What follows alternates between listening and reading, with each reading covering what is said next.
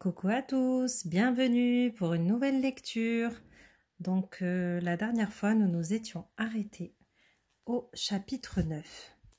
Le prophète Houd et le terrible vent. Il y a bien longtemps, dans les terres du Yémen, se trouvait une ville du nom d'Iram. Iram était une très grande ville. Ses bâtiments étaient immenses. Ses jardins étaient très beaux. Ses habitants étaient très riches. Le peuple d'Iram était un peuple fier. Il était fier de sa ville et de ses jardins. Il avait oublié qu'Allah subhanahu wa ta'ala lui avait fait don de tout cela. Il avait oublié comment le prier.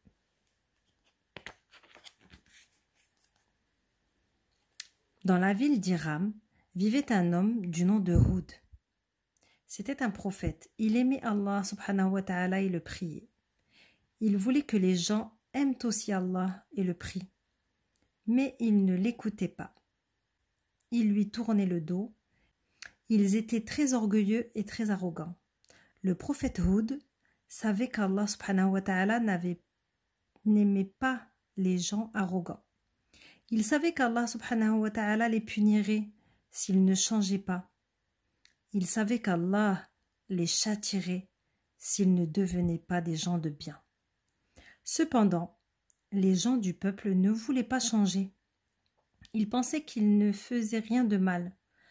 Alors Allah envoya une terrible sécheresse pour les punir. Les puits s'asséchèrent. Il n'y eut plus d'eau dans les rivières. Les espaces verts devinrent jaunes. Les feuilles sèches tombèrent des arbres. Les fleurs dans les jardins se fanèrent. Les animaux moururent de soif. Le prophète Houd avertit son peuple une fois de plus. Allah a déjà puni par la sécheresse. Ne soyez pas mauvais. Allah vous punira encore plus si vous n'écoutez pas. Mais les gens n'écoutèrent pas plus. Allah fit alors souffler un vent terrible pour les punir encore plus. Une terrible tornade arriva sous la forme d'un nuage noir effrayant. Les gens la virent se rapprocher de plus en plus. Ils pensèrent que c'était un nuage de pluie. Leur fierté les avait rendus aveugles. Ils ne virent pas que c'était une terrible tempête qui arrivait avec le nuage. Ils ne comprenaient pas qu'ils étaient sur le mauvais chemin. Ils n'admettaient pas qu'ils pouvaient être mauvais. Ils ne comprenaient pas qu'Allah n'aimait pas leur méchanceté. La terrible tempête souffla durant 7 jours et 7 nuits. Les arbres tombèrent, leurs racines arrachées. Les maisons s'écroulèrent, les jardins furent dévastés. Les hommes étaient morts, plus rien ne restait de la ville. Allah subhanahu wa ta'ala sauva uniquement le prophète Houd et les gens qui l'avaient écouté. Allah sauve toujours ceux qui croient en lui. Retenons que l'on doit se montrer humble, même si l'on rencontre le succès. On doit rendre grâce à Allah subhanahu wa ta'ala pour chaque bienfait qu'il nous accorde.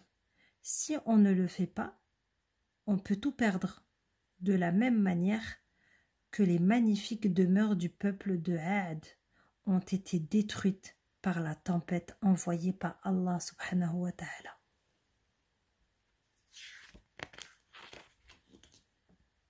Chapitre 10. La chamelle et le peuple du mal.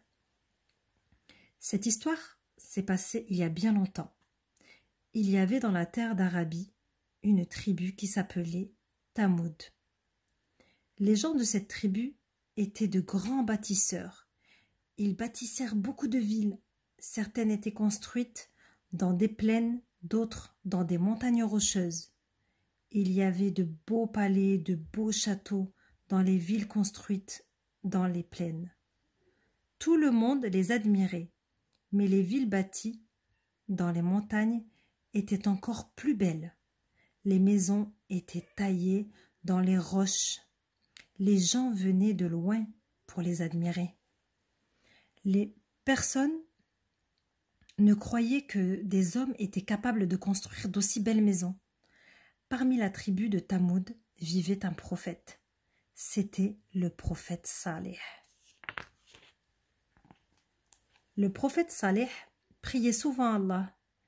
Il le remerciait pour tous les bienfaits qu'il avait accordés à son peuple. Il remerciait Allah de leur avoir donné l'habileté nécessaire pour construire des maisons. Il remerciait Allah d'avoir appris à son peuple la manière de construire des maisons dans la roche, des montagnes. Le peuple de Thamoud s'interrogeait. Nous sommes le peuple le plus intelligent de la terre. Nous savons bâtir de plus beaux palais. Nous savons tailler la roche des montagnes pour y construire des maisons. Nous avons tout appris par nous-mêmes. Pourquoi devrions-nous remercier Allah pour cela? Le peuple de Thamoud devint mauvais et mesquin. Les gens de ce peuple possédaient beaucoup de puits, mais ne laissaient pas les moutons et les chameaux des autres peuples boire dans leurs puits. Ils avaient de nombreux pâturages bien verts, mais ils ne permettaient jamais au bétail et aux chamelles et aux chameaux des autres peuples de brouter leur herbe. Allah subhanahu wa ta'ala voyait leur méchanceté. Il dit « Je vais les mettre à l'épreuve. S'ils échouent, je les punirai. » Pour les mettre à l'épreuve, Allah leur envoya une superbe chamelle. Le prophète Saleh recommanda à son peuple d'être bon envers la chamelle. Il leur dit de la laisser aller où elle voulait. Il leur dit aussi de la laisser boire de l'eau fraîche et de brouter l'herbe verte. Mais les gens du peuple de Thamoud étaient mesquins et méchants. Ils blessèrent donc la chamelle envoyée par Allah subhanahu wa ta'ala et finirent par la tuer. Ils en avaient après le prophète Saleh.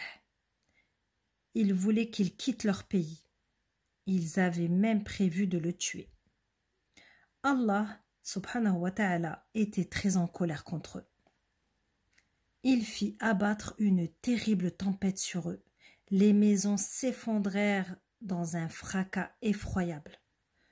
Le peuple du mal périt sous les ruines. Seules les bonnes personnes furent sauvées. Allah subhanahu wa ta'ala fait subir des épreuves à tout le monde.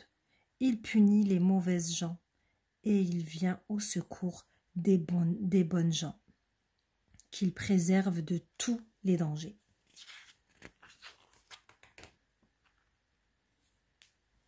Chapitre 11. Le prophète Ibrahim. Nous verrons donc ce chapitre dans une prochaine vidéo. Allez, à bientôt pour une nouvelle lecture. Bye bye.